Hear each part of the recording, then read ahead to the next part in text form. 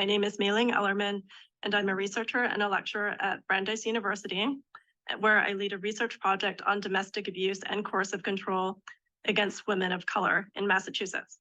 I'm also a trained advocate and a survivor, but I cannot safely share my experiences, so I am testifying today as an expert.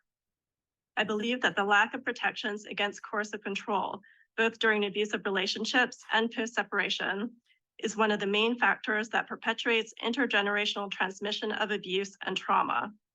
When survivors, the majority of whom are women, cannot obtain restraining orders to protect themselves and their children, they have to either choose to stay, remain vigilant, and to try to buffer their children from the abuse, or to leave and be unable to protect their children when they're with the abuser. This is no choice.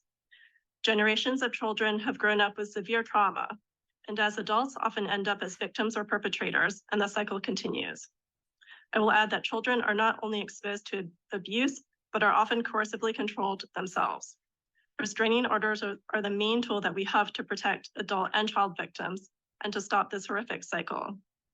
We know the statistic of 1 in 3 women globally experiencing abuse, but this is linked to the narrow definition of physical or sexual abuse.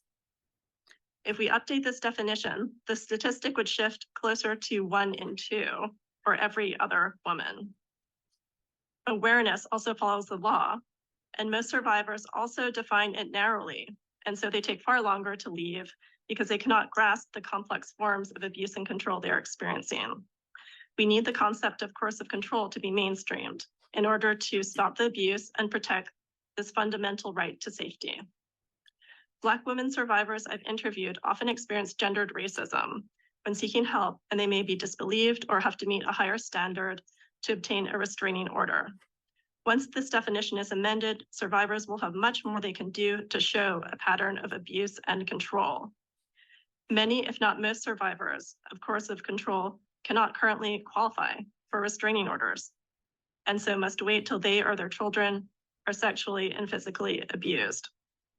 Let us not forget all the mothers and children who are murdered every year in Massachusetts by their abuser.